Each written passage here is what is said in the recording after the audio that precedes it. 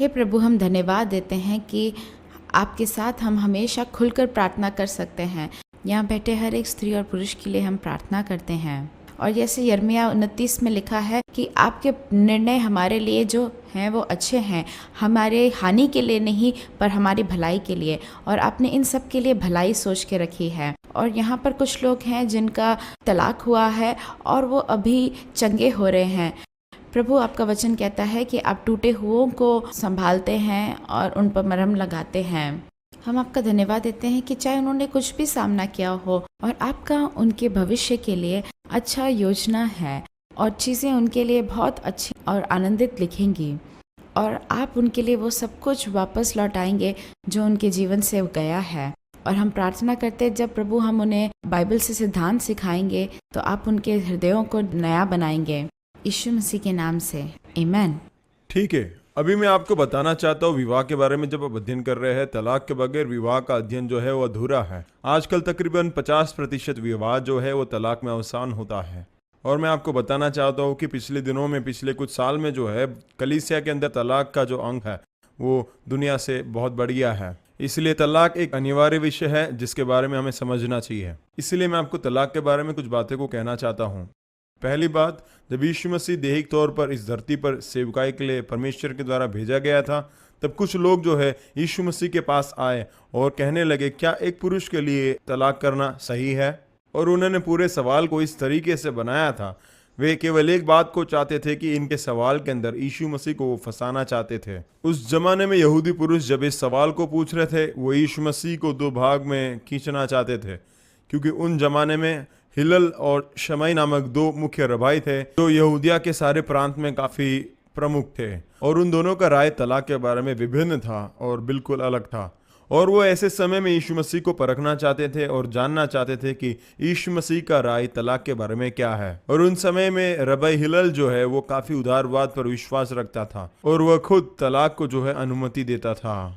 वो इस बात को कहता था, अगर स्त्री के अंदर पुरुष कोई कमी को पाता है तो उसके पास तलाक देने का पूर्ण अधिकार है। जब हम पुराने नियम को पढ़ते हैं, वहाँ पे जो बात लिखा गया है, वहाँ पर वचन इस तरीके से कहता है, अगर वो स्त्री विवाह से पहले अगर कुंवारी नहीं है तो पुरुष जो है उसके अंदर कमी को प्राप्त कर सकता है, देख सकता है, और इस बात को कहकर वो स्त्री के साथ तलाक ले सकता है।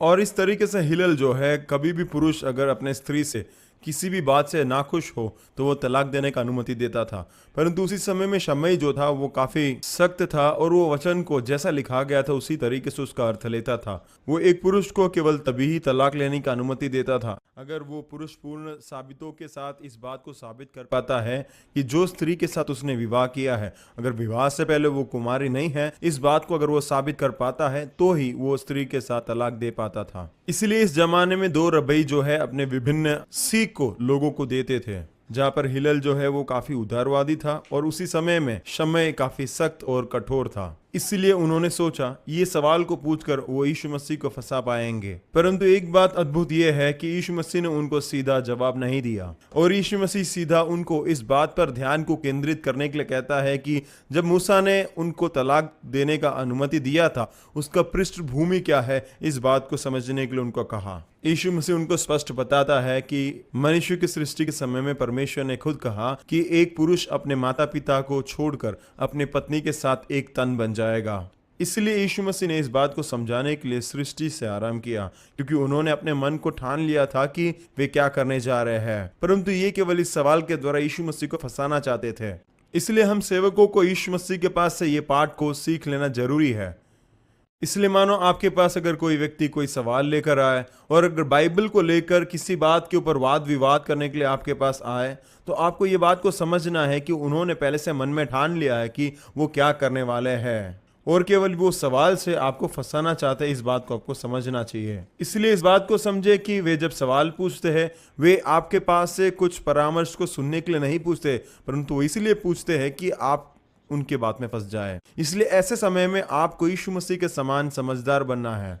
कलीसिया में कई बार लोग सवाल इसलिए नहीं पूछते कि उनको जवाब नहीं मालूम, परंतु वे चाहते हैं कि वे जो बात से सहमत है उस बात में कई और लोग भी सहमत हो जाए, इसलिए वो कई बातों को वाद विवाद में बदलकर लोगों को अपनी तरफ मोड़ देते हैं। इसलिए मैं आपसे कहना चाहता हूँ, ऐसे संवेदनशील बातों के बारे में आपको बड़े समझदारी के साथ कदम को उठाना है। जब भी लोग मेरे पास तलाक के बारे में परामर्श लेने आते हैं, मैं हमेशा उनको मलाकी की पुस्तक में जो वचन लिखा गया उस बात को मैं बताता हूं, जहाँ पर लिखा गया है कि परमेश्वर तलाक से बैर करता है। जब हम इब्रानी भाषा के अंदर इस बात को पढ़ते हैं, वहां पर तलाक नहीं परंतु किसी भी वस्तु को अलग करके रखना ऐसा लिखा गया है। आप जब इस बात को पढ़ते हैं कि आपने किसी बात को अलग किया है, उसका अर्थ ये नहीं कि आप कोर्ट में जाते हैं, वकील के पास जाके आप किसी भी व्यक्ति को लिखान में देते कि मैंने तुमसे तलाक ले लिया है, परंतु वहां पर जो अलग करके रखना वो जो है तलाक में नहीं परंतु उससे कई साल पहले शुरू हो जाता है। अलग करके रखना शुरू वहां से होता है जहां पर पत्नी अपने पति को पलंग से बाहर रखती है। अलग करके रखना वहां पर होता है जहां पर पुरुष अपने दिल से पत्नी को बाहर निकालता है। अलग करना वो ये है जहां पर आप एक दूसरे के प्रेम को इनकार करने लगते हैं, एक दूसरे को इनकार करने लगते हैं, और वहां पर उतना ही नहीं परंतु जो रिश्ता है उससे भी इनकार करने लगते हैं। और ऐसी अवस्था में आप विवाहित रूप में भी जी सकते हैं, चाहिए तो 20, 25, 30, 40, 50 साल तक भी, पर ऐसी एक प्रक्रिया में जहां पर हम एक दूसरे को अलग करके रखने लगते हैं और परमेश्वर का वचन कहता है वो उससे नफरत करता है। परमेश्वर को इस बात से कोई मतलब नहीं है कि जब आप अलग करने लगते हैं तो आप कोर्ट में जाके अंत होते हैं कि नहीं।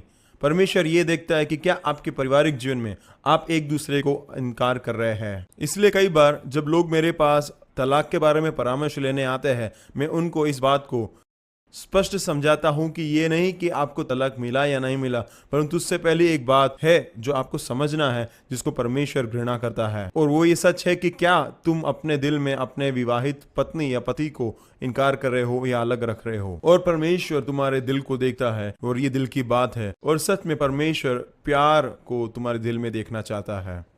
और मसीह होने के नाते आप डिवोर्स के साथ इतने सुपरिचित हैं कि जैसे कि ये बहुत स्वाभाविक है कि आप जैसे विवाह करते हैं वैसे ही आप तलाक भी करते हैं। पर क्या आपको अपने प्रतिज्ञाएं याद हैं?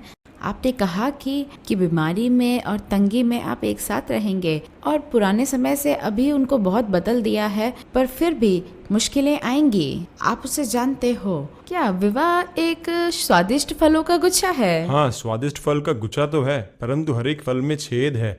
राइट, सही है, क्योंकि मुश्किल समय ज़रूर आएंगे। ऐसा समय आएगा कि आपके पति की नौकरी नहीं होगी, और शायद आपकी पत्नी बीमार होगी, शायद आपके बच्चों के साथ संकट होगा। पर मसीह होने के नाते आप इस बारे को जानते हैं कि शैतान आपको लूटने और मारने और घात करने के लिए आता है, और वो परिवार से नफरत करता है और परिवार को नाश करने की कोशिश जरूर करेगा। पर मैं आपको प्रोत्साहित करती हूँ कि हाँ, आपको आंधी का सामना जरूर करना पड़ेगा, और आप ऐसे सोच सकते हैं कि दूर चले जाना ही आसान है, अविवाहित होना बेहतर था। ये संसार की सोच है, पर परमेश्वर का ये है, जैसे मैंने बार बार आपको बताया कि वो 3 तागे की डोरी, अगर परमेश्वर आपको एक साथ लाया है तो वो आपको एक साथ रखेगा, पर आपको परमेश्वर से जुड़े रहना है। और कई बार आप सोचते हैं कि परेशानी आपके साथी की है, पर नहीं, वो आपकी है। पर मसीह होने के नाते आपको ये समझना है कि तलाक बार बार होते रहते हैं, पर हम सफल जरूर होंगे।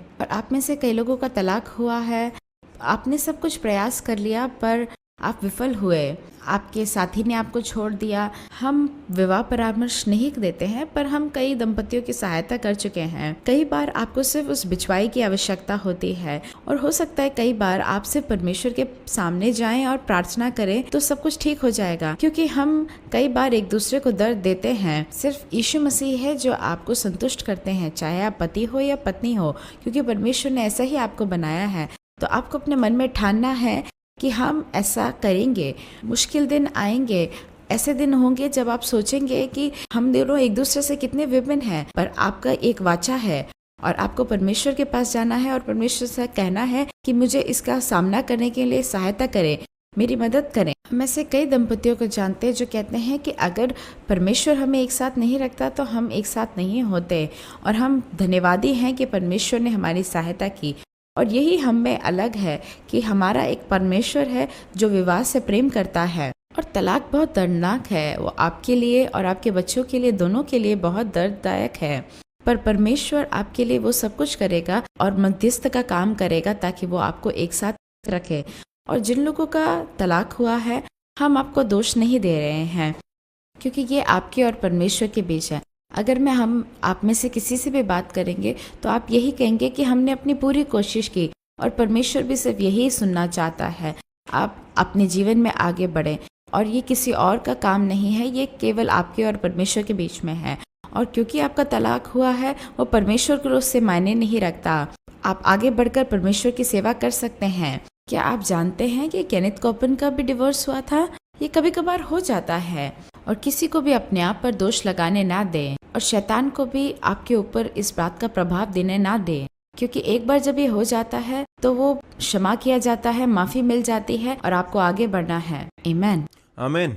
परंतु एक अद्भुत बात जो हमारे पास है, जो दुनिया के पास नहीं है, वो ये है कि हमारे पास परमेश्वर है और परमेश्वर की तरफ से कुछ है। और क्या आप इस बात को याद करते हैं जो मैंने आपको सिखाया था कि मनुष्य व्यक्तित्व 3 बातों से बना है, शरीर, प्राण और आत्मा। और आमतौर से जब लोग विवाह की परामर्श करते हैं, वहां पर वो शरीर और प्राण के बारे में ही कहते हैं। परंतु आज हम वो तीसरे भाग के बारे में अध्ययन करने जा रहे हैं। आज हम लोग जो है उस आत्मिक भाग को अध्ययन करने जा रहे हैं कि विवाह का आत्मिक भाग क्या है। और आत्मिक बात में एक अद्भुत बात यह है कि हमारे पास परमेश्वर का वचन है, और परमेश्वर का वचन सामर्थी है।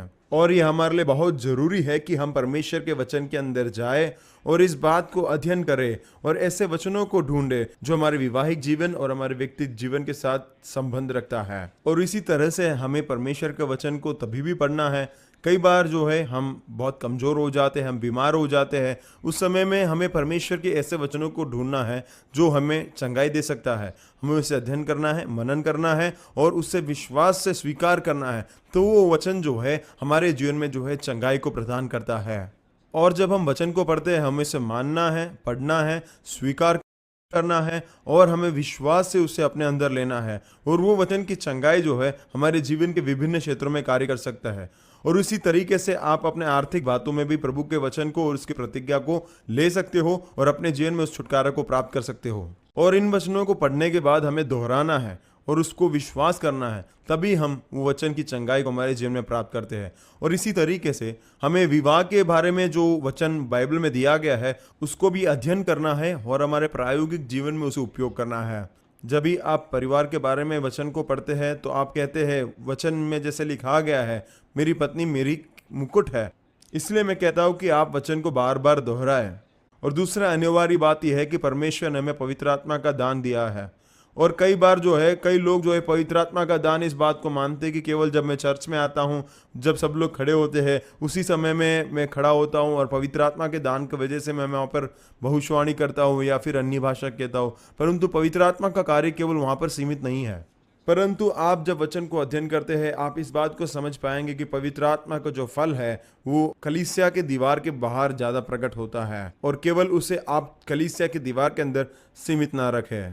और ये बात को हम देखते हैं जब पतरस और यूहन्ना मंदिर में प्रार्थना करने जाते हैं तो मंदिर के बाहर वहां पर एक लंगड़ा व्यक्ति भीख मांगता है और वो वहां पर कहते हैं कि यीशु मसीह के नाम में उठ जा, और वो वहां पर चंगाई को प्राप्त करता है।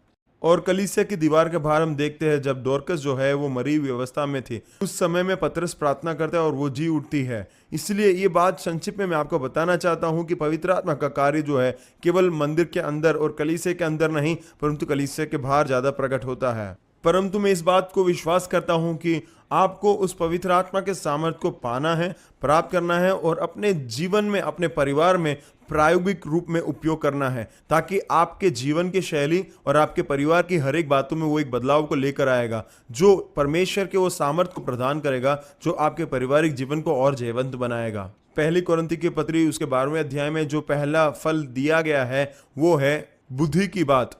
और बुद्धि की बात यह है जो परमेश्वर का अलौकिक प्रकटीकरण है, जो आपको समझाता है कि आज के दिन में आपको किस तरीके से व्यवहार रखना है और कैसा काम करना है, जिसका असर आने वाले भविष्य में आप अपने जीवन में और परिवार में देख सकते हैं।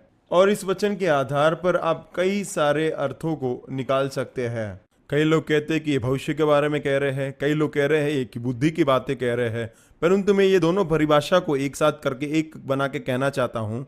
परंतु परमेश्वर वो है जो आपको बुद्धि की बात को देता है ताकि आप बुद्धि के निर्णय को ले, ताकि आपका जो आने वाला कल है वो बहुत ही महत्वपूर्ण है परमेश्वर के नजर में। वर्तमान काल में कई बार ऐसा होता है, कई बातों को हम बड़ी आराम से नियंत्रण कर सकते हैं, परंतु जिस तरीके से आपको वर्तमान में उसका नियंत्रण करना चाहिए, अगर आप उसको नहीं करेंगे तो आने वाले कल में जो है आप उसका फल को भोगेंगे। इसलिए मैं आपको समझाना चाहता हूँ, वर्तमान में आपके बालक के अंदर आप ऐसे एक स्वभाव को देखेंगे वो बहुत ही खराब होगा, परंतु आपको परमेश्वर अपना बुद्धि को देगा कि कौन से समय में अपने बालक को आप इस बात को समझाए कि वो जो स्वभाव उसके अंदर है उसके लिए बड़ा बुरा हो सकता है। और मैं कहना चाहता हूँ, जब परमेश्वर आपको वो बुद्धि देगा उसी समय में आप इस पर कार्य करें, क्योंकि अगर आप परमेश्वर के दिए हुए समय पर कार्य करोगे तो बालक जो हो एक समय में पूरी तरह से बदल जाएगा और उसके उज्जवल भविष्य को आप देख पाओगे। इसलिए बुद्धि की बात जो है वो परमेश्वर के द्वारा दिया गया है, एक अलौकिक प्रकाशन है जो एक ऐतिहासिक बात है, परंतु आप किसी भी विज्ञान की तरह से उसे साबित नहीं कर पाएंगे। और ये एक हकीकत है कि आपके जीवन के विभिन्न भागों में आपको परमेश्वर के इस बुद्धि की ज्ञान को प्राप्त करना बहुत जरूरी है, क्योंकि ये एक हकीकत है, ये एक बात है जिसका उद्भव स्थान के बारे में हम समझ नहीं पाते हैं। हमारे पारिवारिक जीवन में हमारे एक बेटे के संदर्भ में एक घटना हुआ था। हमारे ये बेटे के जीवन में जो समस्या था उसकी पृष्ठभूमि को हम समझ ही नहीं पा रहे थे, और ऐसे असमंजस के समय में हम बड़े परेशान थे। और मेरे ऑफिस में बैठकर हम मिलके बात कर रहे थे और हमारे बेटे के साथ हम बात कर रहे थे। बात करते समय अचानक में मेरे मन के अंदर एक प्रकाशन हुआ, और वो प्रकाशन ने मुझे ये कहा कि तुम्हारे बेटे के बटुए को देखे। और मैंने मेरे पुत्र से कहा, बेटा मैं आपका बटुआ को देखना चाहता हूँ। और जब मेरी पत्नी ने ये देखा कि मैं उसके बटुआ को ले रहा हूँ तो मेरी पत्नी कहने लगी कि अभी आप उसका बटुए को क्यों देख रहे हो, अभी हम बटुए के बारे में तो बात नहीं कर रहे हैं। परंतु जब मैंने वो बटुए को खोला उसके अंदर ऐसे कुछ चीज वस्तु मुझे मिले जिससे हमें पता चल गया कि हमारे बेटे के अंदर ऐसी कौन सी खामी थी जिससे उससे सुधारना बहुत ही महत्वपूर्ण था, क्योंकि उसके बटुए के अंदर उसने कुछ बातों को छुपा कर रखा था। और मैं आपको कहना चाहता हूँ, अगर पवित्र आत्मा नहीं होता तो हम इस बात को कैसे समझ पाते। केवल वो पवित्र आत्मा था जिसने मुझे इस प्रकाशन को दिया कि उसके बटुए में कुछ छुपा हुआ है। इसलिए मैं आपसे कहना चाहता हूँ, पवित्र आत्मा पर निर्भर रहना बहुत जरूरी है।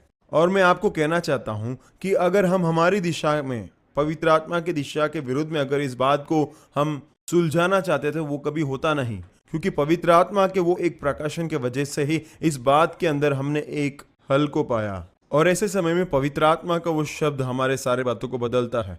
दूसरी बात वो ये है कि आपको परखने की आत्मा की जरूरत है, और इसी बात को मैंने इस कक्षा के अंदर पहले भी बताया था। आपको मालूम है, मैंने आपको बताया था मेरे जीवन के एक साक्षी के द्वारा कि जब हमने एक घर उत्तर कैरोलिना में खरीदा था और जब मैं उस घर को साफ कर रहा था तो उस घर के ऊपरी कोठरी को जब मैं साफ कर रहा था तब मेरे मन के अंदर ऐसा एक एहसास हुआ कि यहाँ पर एक अश्लील चीज़ों को देखने की आत्मा वास करती है, और मैंने वहाँ पर प्रार्थना की और वहाँ के उस दुष्ट आत्मा को धमकाया। मैं आपसे कहना चाहता हूँ, अगर हमारा परिवार उधर रहने नहीं आता और अगर कोई और परिवार उधर आता तो मैं ये पूरी तरह से मानता कि वे उस ऊपरी कोठरी को अपने बालक को देते, और अगर दूसरे कोई भी परिवार के बालक उधर आते तो मैं पूरी तरह से मानता कि वे भी इस अश्लील चित्रों के आदी बन जाते और शैतान के आक्रमण के आदी बन जाते। इसलिए मैं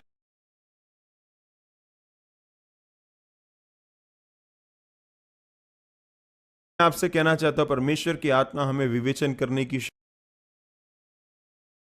शक्ति देता है। अगला है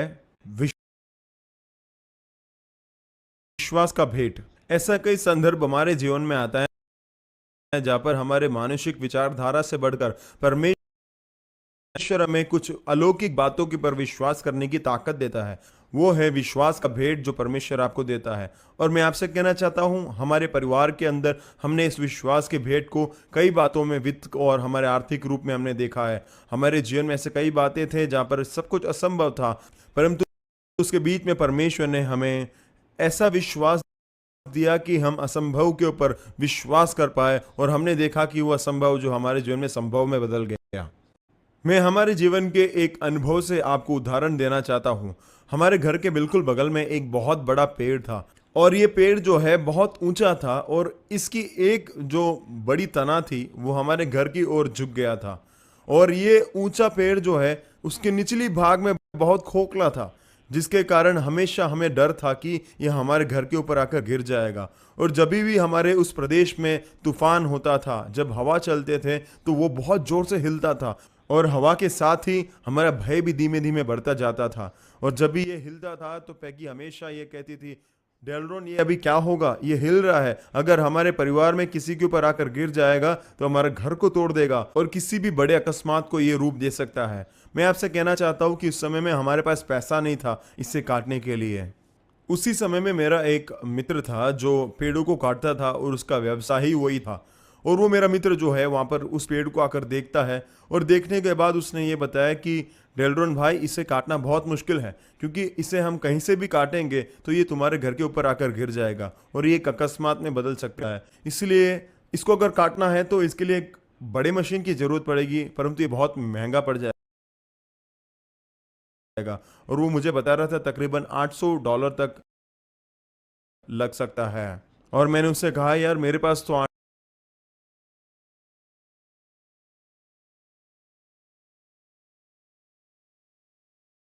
$800 नहीं है। उसी समय में पैगी कहने लगी, नहीं, मैं यहाँ पर इस घर में और रहने वाली नहीं हूँ। अगले 1 महीना जहाँ पर तूफान का मौसम है, इसके बीच में अगर ये आकर हमारे पर किसी पर गिर जाए तो क्या हो जाएगा। तो मैंने पैगी को कहा, पैगी आने वाले हफ्ते में हमारे कलीसिया में कन्वेंशन है, उस कन्वेंशन के बाद मैं इस पेड़ का कुछ करूंगा।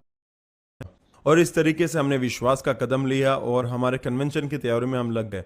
और मैं आपसे कहना चाहता हूँ, इस कन्वेंशन के बीच में लोग जो है सेवकाई के लिए, मिशनरी के लिए दान ले रहे थे। तो मेरे मन में एक बात आया कि मैं भी कुछ दान दूं। और मैंने सोचा कि क्यों ना मैं $500 इस मिशनरी सेवकाई के लिए मैं दान देना चाहता हूं। तो मैंने सोचा कि $500 और $800 दोनों तो बहुत ज़्यादा हो जाएगा, मैं क्रेडिट कार्ड से कैसे करूँगा। तो मेरे लिए अभी विकल्प आया कि एक तो मिशनरी की सेवकाई के लिए दूं या फिर पेड़ काटने के लिए पैसा को बचाओ। मैंने विश्वास से इस बात का कदम लिया कि मैं मिशनरी सेवकाई के लिए पैसा दे दिया। और उसके बाद जब मैं कन्वेंशन के समाप्ति के बाद घर पर आया तो वहां पर मैंने एक व्यक्ति को देखा। तो मैंने पहले सोचा कि ये तो कन्वेंशन में आए हुए कोई व्यक्ति होंगे, परंतु जब मैं उनके पास जाकर बात करने लगा तो उन्होंने कहा कि भाई, मैं यहाँ से हाईवे से जा रहा था, तब ये बहुत बड़ा एक वॉलनट का पेड़ मैंने देखा। तो वे बता रहे थे कि वे एक विनीर कंपनी में काम करते हैं और वो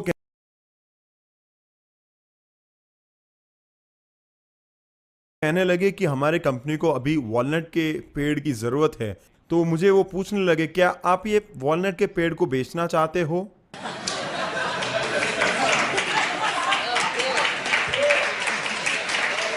और मैं कहने लगा कि ये पेड़ बहुत पुराना है और हम इससे बहुत जुड़े हुए हैं।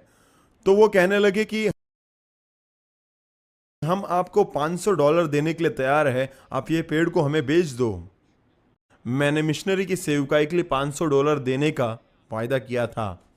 और यहाँ पर इस बात को देखे, पिछले बार जो भाई आए थे वो ये बता रहे थे कि $800 का खर्चा होगा मुझे पेड़ काटने के लिए, परंतु यहाँ पर देखो वही पेड़ अभी मुफ्त में मुझे काट कर मिल रहा है।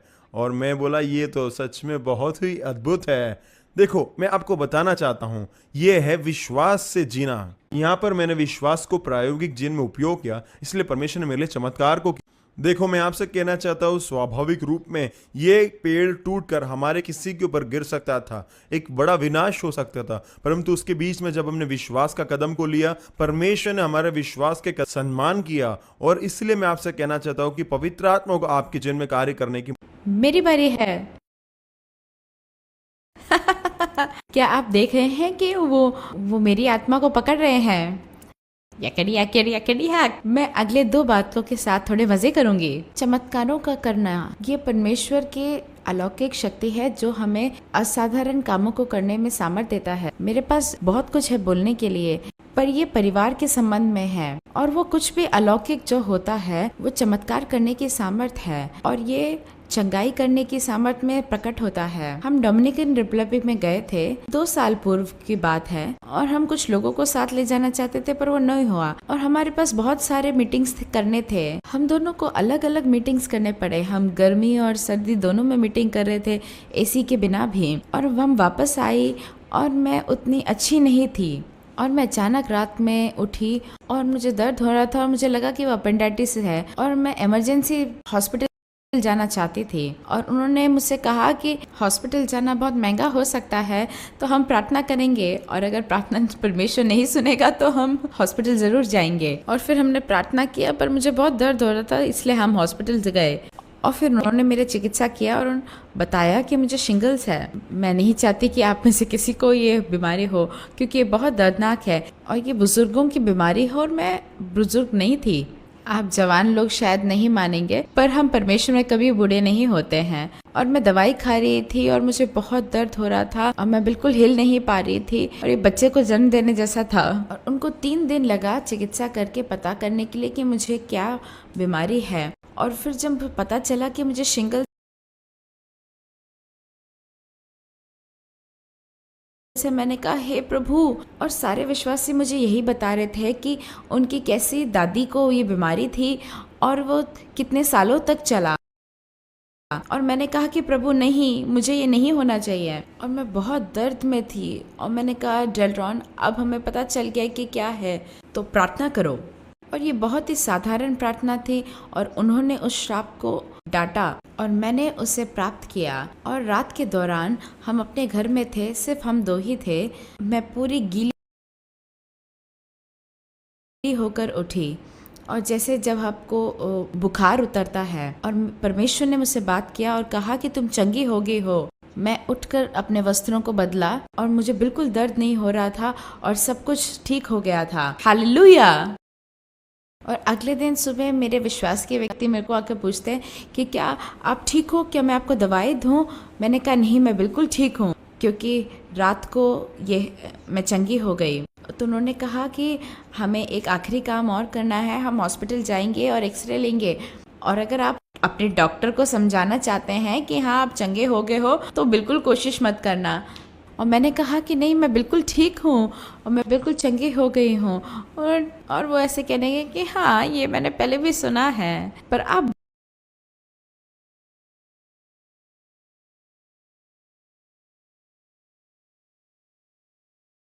भूल जाते हैं कि आप अपने घर में चंगे हो सकते हैं। हमने अपने बच्चों के साथ भी अनुभव किया है, लोगों ने और लोगों के लिए भी प्रार्थना की है।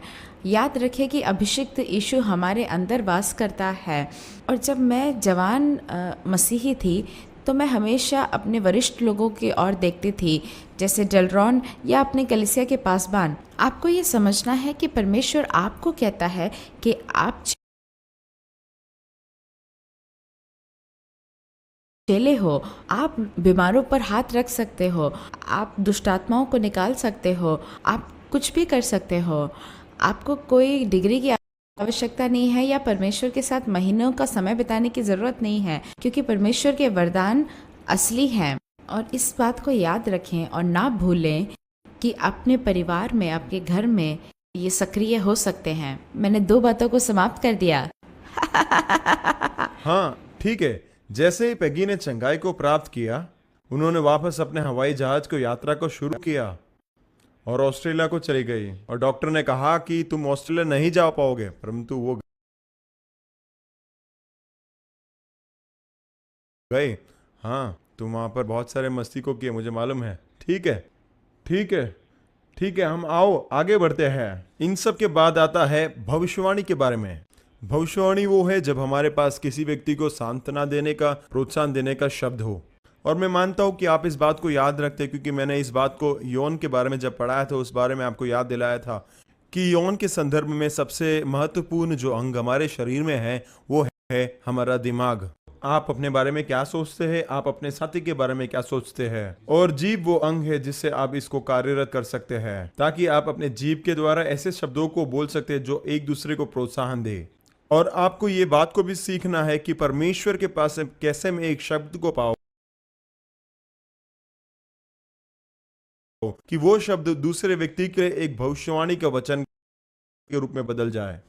और इस बात को भी समझना है कि ये जब हम करते हैं उस समय में हम हमारे मन की या हमारी दिमागी बात को नहीं करना है, क्योंकि ऐसे करने पर कई बार हम दूसरे को प्रोत्साहन के जगह में चोट पहुंचा सकते हैं। परंतु भविष्यवाणी के रूप में परमेश्वर हमें ऐसे शब्द देंगे जो दूसरे के लिए सच में एक प्रोत्साहन का कारण बनेगा, जो हमेशा उनको प्रबोधन देगा और ये दूसरे को सांत्वना में बदलेगा। इसलिए परमेश्वर का वचन को जब हम पढ़ते हैं वो पूरी तरह से मानो आपकी व्यक्तिगत जीवन, आपका पारिवारिक जीवन, हर एक में जो है आपको एक दूसरे को प्रोत्साहन देना है। और वो परमेश्वर के द्वारा दिया गया वचन है और वो वचन आप अपने मन से नहीं कहते हैं, परंतु वो परमेश्वर के द्वारा दिया गया है और वो सही समय में आपको मिलता है, जिससे कि आप एक दूसरे को बढ़ावा दे सकते हैं, प्रोत्साहन दे सकते हैं और इस तरीके से आपका परिवार आशीषित होगा, आपका परिवार आनंदित होगा, आपके माता पिता, बाल बच्चे, हर एक के बीच में जो रिश्ता और संबंध है वो और मजबूती से आगे बढ़ेगा। और 8वीं बात है अन्य भाषा में प्रार्थना करना। और कई बार जो है आपको एक दूसरे के साथ अन्य भाषा में प्रार्थना करना है। कई लोग इसको इस तरीके से समझते हैं कि जब आपका झगड़ा हो जाता है और ऐसी भाषा में बोलने लगते हैं, नहीं नहीं नहीं मैं मजाक कर रहा हूं, मुझे माफ करना। ठीक है, जब हम रोमियो की पत्री को पढ़ते हैं, जब रोमियो की पत्री उसके 8वें अध्याय उसके 28वीं आयत को हम अध्ययन करने जा रहे हैं, मैं आपसे कहना चाहता हूँ ज़्यादातर लोग जब इस वचन को पढ़ते हैं वे इसके पृष्ठभूमि को समझते नहीं हैं और लोग कहते हैं कि हम जानते हैं कि जो लोग परमेश्वर से प्रेम रखते हैं उनके लिए सब बातें मिलकर भलाई ही के लिए उत्पन्न करती है, अर्थात उन्हीं के लिए जो उसकी इच्छा के अनुसार बुलाए गए हैं। परंतु ये वचन संदर्भ के बगैर जो है उसका अर्थ बदल जाता है। उदाहरण के तौर में मैं आपको बताना चाहता हूँ कि मानो एक भाई यहाँ से जाते हैं, रास्ते पर चलते चलते जाते समय वो रोड में जो है लाल लाइट देखते नहीं है और उसी समय में एक जो बड़ा गाड़ी आकर उसे ठोक देता है और उसके पश्चात वो वहाँ पर गिर जाते हैं और उनका शरीर का सारा हड्डी टूट जाता है। और जब हड्डी टूट जाए और वो ऊपर देखे और वो हर एक बात मेरे लिए जो हुआ है वो भलाई के लिए हुआ है क्योंकि मैं परमेश्वर के द्वारा प्रेम किया गया हूँ, ये पागलपंती है। ये वचन का मतलब ये नहीं कि हमारे जीवन में जो कुछ भी होता है वो हमारे लिए भलाई के लिए होता है। देखो, मैं आपसे कहना चाहता हूँ अगर ये हो जाए तो आपको हॉस्पिटल बिल होगा और आपके जीवन में कई परेशानी हो सकते हैं और आपके परिवार वालों को ये बोझ में बदल जाएगा। अरे आप शायद मर भी सकते हैं वो एक घटना के कारण। इसलिए हमारे जीवन में जो कुछ होता है वो भलाई के लिए होता है, ये जरूरी नहीं है। और जब वो वचन शुरू होता है वो कहता है और ये और जो है 2 वाक्यों को जोड़ता है। और पिछले 2 वचनों को जब हम पढ़ते हैं वहां पर यह बात को स्पष्ट लिखा गया है कि पवित्र आत्मा हमारे लिए प्रार्थना करता है। परमेश्वर जानता है कि हम में पाप छुपा हुआ है, हम पापों में डूबे हुए हैं, परंतु पवित्र आत्मा हमारे अंदर ऐसे आहे भरकर प्रार्थना करता है और हमें एक छुटकारा देता है और एक चंगाई देता है। और बाद में ये लिखा गया है कि पवित्र आत्मा जो है वो परमेश्वर के मन को जानता है, समझता है। और इसलिए वचन को अगर पूरी तरह से आप समझोगे, वहां पर यह बात लिखा गया कि अगर हम आत्मा में अन्य भाषा में प्रार्थना करेंगे तो पवित्र आत्मा अपनी इच्छा के अनुसार, परमेश्वर की इच्छा के अनुसार, परमेश्वर के मन को जानकर हमारे लिए प्रार्थना करते हैं और मध्यस्थी करता है। और ऐसा होने के बाद हमें पता चलता है कि जो कुछ भी हमारे जीवन में होता है वो भलाई के लिए होता है। और हमारे पारिवारिक जीवन में, व्यक्तिगत जीवन में ऐसे कई बातों में हम उलझ जाते हैं जब हम समझ नहीं पाते कि हमें क्या करना चाहिए। कई बार पारिवारिक बातों में, कई बार हमारे बालकों की बातों में जब हम आते हैं हम समझ नहीं पाते कि काम कैसा करेगा। परंतु ऐसे विकट परिस्थिति में हमारे प्रार्थना के कक्ष में जाना है और बाद में पवित्र आत्मा को हमें सारे कमान को देना है जो परमेश्वर की इच्छा के अनुसार हमारे लिए मध्यस्थी करता है। और हम जब इस तरीके से प्रार्थना करने लगते हैं, पवित्र आत्मा हमारे ऊपर कब्जा को ले लेता है, हमारी परिस्थिति के ऊपर कब्जा को ले लेता है और परमेश्वर की इच्छा जो है उसके अनुसार पवित्र आत्मा हमारे लिए मध्यस्थी करता है और प्रार्थना करता है। इससे हम देख सकते हैं कि हमारे जीवन के सारे बातें परमेश्वर की इच्छा के अनुसार होता है और दिन के अंत में हम कहेंगे वाओ, मैं अपने बल से ऐसा कभी नहीं कर सकता था, परंतु परमेश्वर ने, पवित्र आत्मा ने मेरे लिए एक इच्छा को रखा और मैं परमेश्वर को प्रेम करता हूँ, इसलिए ये मेरे जीवन में संभव हुआ है। आमीन।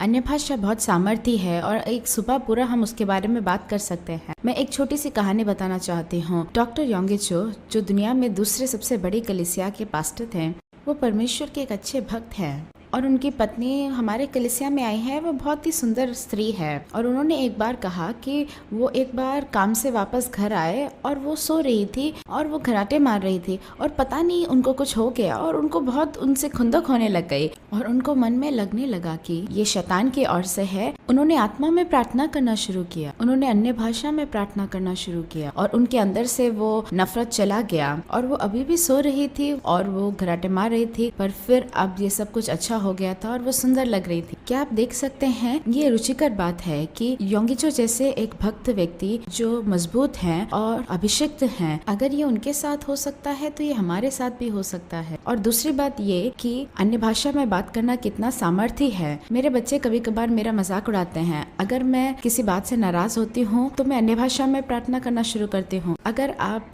किसी परेशानी में हैं तो अन्य भाषा में बात करना शुरू करें। और जैसे डलरॉन ने कहा, ये एक सिद्ध प्रार्थना है और आपके परिवार में ये सामर्थ्य है और मसीह होने के नाते हम भूल जाते हैं। और आप में से कईयों ने पवित्र आत्मा के लिए मांगा है और कहा है कि हम उसमें बात नहीं करते हैं और मुझे नहीं मिला, पर आपको मिल गया है, केवल आपने उसका प्रयोग नहीं किया है। क्योंकि जब आप पवित्र आत्मा का अभिषेक मांगते हैं तो आपको मिल जाता है और ये उद्धार की तरह है। जब आप मांगते हैं तो आपको मिल जाता है। क्या आप वो महसूस कर सकते हैं? जरूरी नहीं है, पर अगर आप मांगेंगे तो आप जरूर पाएंगे। और जब आपने मांगा तो आपको मिल गया। और मेरे साथ भी ऐसा हुआ। मैं डरी हुई थी और मैं आकाशंडा बोलती रहती थी और मैं डरी हुई थी और मैंने कहा कि मुझे उसकी ज़रूरत नहीं है। और मैंने वचन में पढ़ा कि ये कैसे हमें प्रोत्साहन देता है और ये कैसे सामर्थ्य प्रार्थना है, और इसलिए मैं चाहती हूँ कि आप इसका प्रयोग करें। और अगर आपके पास केवल कुछ ही शब्द हैं तो वहाँ से शुरू करें। अगर आप उसका प्रयोग करेंगे तो अपने अंदर से बहने लगेगा। और जब मैंने अपने डर से बाहर आई और उसको बहने दिया तो वो अपने आप मेरे से बोलने लगा। और शैतान उससे लड़ता है क्योंकि वो इससे नफरत करता है, क्योंकि वो जानता है कि कितने सामर्थ्य है आपके जीवन में, आपके परिवार में। आमीन। और अंत में जो तोहफा के बारे में लिखा गया है वो है कि हमें अन्य भाषा को समझाने का वरदान। और इस वरदान का तब उपयोग होता है जब कलीसिया में मानो कोई अन्य भाषा में प्रार्थना करता है। उस समय में वहाँ पर एक व्यक्ति जिसके पास ये वरदान है, वो जो व्यक्ति जो प्रार्थना कर रहा है उसके अन्य भाषा को वो विवेचन करके कलीसिया के सामने प्रकट करता है। इसलिए परमेश्वर ने कलीसिया में विभिन्न व्यक्ति को प्रार्थना करने का वरदान दिया है, भविष्यवाणी का वरदान दिया है और अन्य भाषा बोलने का वरदान दिया। उसी समय में ये अन्य भाषा का वरदान जो है, समझने का भी वरदान कईयों को परमेश्वर ने दिया है। कई बार ये व्यक्ति के जीवन में उपयोग होता है। कई बार जब हम प्रार्थना करते हैं अन्य भाषा में हम समझ नहीं पाते हैं, परंतु अगर ये वरदान हमारे अंदर है, जब आत्मा हमारे लिए आहे भरकर प्रार्थना करती है, हम समझ पाएंगे कि परमेश्वर की दिव्य योजना हमारे व्यक्ति के जीवन में उस प्रार्थना के समय क्या है। और दूसरे एक संदर्भ में आप इसको इस तरीके भी समझ सकते हैं कि जब एक व्यक्ति अन्य भाषा में प्रार्थना करता है तो आप उसे समझ नहीं पाएंगे, परंतु पवित्र आत्मा आपको वहां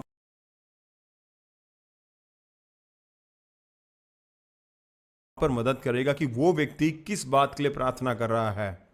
जैसे कि मैं आपको बताना चाहता हूं कि जब आपके परिवार में है, आपकी पत्नी कुछ कहते होंगे, आपके बालक कुछ कहते होंगे और ऊपरी स्तर में आप वो जो कह रहे हैं उसको समझ पा रहे होंगे, परंतु अगर पवित्र आत्मा का वरदान, विवेचन का वरदान आप में है, जब वो एक बात को कहते हैं, उनके दिल के अंदर किस बात को उन्होंने रखा है और जो शब्दों को कहते हैं, उनके दिल की बातों को परमेश्वर आपको समझने में मदद करता है। क्योंकि काफी समय में ये हम देखते हैं कि लोग अपने दिल की बात को प्रकट नहीं करते हैं, परंतु वे मुखौटा को पहनते हैं और उनके दिल की बातों को छुपाने की कोशिश करते हैं। परंतु परमेश्वर की आत्मा आपको इससे मदद करेगा कि आप उसके दिल के अंदर क्या बात चल रही है उस बात को समझ पाएंगे।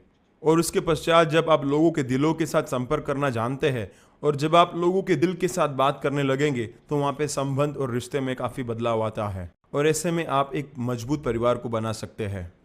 और 10वां बिंदु जो है वो 17वें पेज में है और हम देख सकते हैं वहाँ पर नाम लिखा गया है अपोलियन। अपोलियन का अर्थ ये है कि जो विनाश करने वाला है।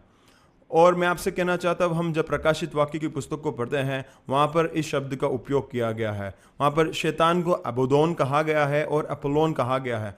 अबोदोन शब्द जो है वो हिब्री भाषा में लिखा गया है और अपोलोन जो है वो यूनानी भाषा में लिखा गया है। इन दोनों का अर्थ विनाश करने वाला है। और मैं आपसे कहना चाहता हूं, इस सत्र को शुरू करने से पहले मैं आपको याद दिलाना चाहता हूं, पहले कक्षों में मैंने आपको समझाया था कि एक आक्रमण करने वाले अंधकार की ताकत है जो आज पारिवारिक जीवन को तबाह कर रहा है। इस बात को मैंने आपको शुरुआत के सत्रों में बताया था और इसलिए मैं आपको बताना चाहता हूँ, ये अंतिम युग में जो है एक आक्रमण करने वाले शैतान की ताकत है, उसको समझना बहुत जरूरी है। और अंतिम दिनों की इस युग में हमें इस बात को समझना है कि आज शैतान जो है और भी प्रबल रूप में परिवार के विरोध में कार्य कर रहा है। और जब हम प्रकाशित वाक्य के पुस्तक को अध्ययन करते हैं, हम वहाँ पर जानते हैं कि शैतान को परमेश्वर का आत्मा ने बिल्कुल स्पष्ट तरीके से अपोलियन कहा है, जिसका अर्थ है कि वो विनाश करने वाला है, नाश करने वाला है। और इस तरीके से इस संदर्भ में इस अंतिम युग में भी परिवार को विनाश करने के लिए शैतान अपने पूरी ताकत से कार्य कर रहा है। इस बात को भी हमें समझना चाहिए। और ये काफ़ी इसलिए हमने इसे इस किताब के अंतिम भाग में रखा है। जब हम अंधकार की ताकत से लड़ते हैं, एक बात को समझना बहुत जरूरी है, जो प्रभु के वचन याकूब की पत्री 4 अध्याय उसके 7 और 8 आयत में लिखा गया है। और वहां पर यह लिखा गया है कि तुम अपने आप को परमेश्वर के अधीन में लाओ और शैतान तुम में से भाग जाएंगे। परमेश्वर के और करीब आना है, इससे परमेश्वर हमारे और करीब आता है। जो कुछ भी हम शैतान का सामना करने के लिए करते हैं, वो इस बात के बीच में है कि हम परमेश्वर के करीब आते हैं। इस कारण से याकूब ने यह नहीं कहा कि तुम जाओ और शैतान से लड़ने लगो, परंतु कहा कि तुम परमेश्वर के और करीब आओ और शैतान के दूर जाओ। हमारा रिश्ता और संबंध परमेश्वर के साथ जितना मजबूत है, उतना ही हम शैतान का सामना कर पाते हैं। इसलिए जितना हम परमेश्वर के करीब में रहते हैं, परमेश्वर के पास रहते हैं, तो ही हम शैतान का सामना करने के बारे में सोच सकते हैं। वो यह है कि शैतान का सामना करे या मल्लयुद्ध करे। और ऐसे एक परमेश्वर के करीब वाले सुरक्षित जगह के अंदर जब हम रहते हैं, तो ही हम शैतान का सामना कर पाएंगे। और ऐसे संदर्भ में जब हम शैतान का सामना करते हैं, शैतान हमसे भागता है।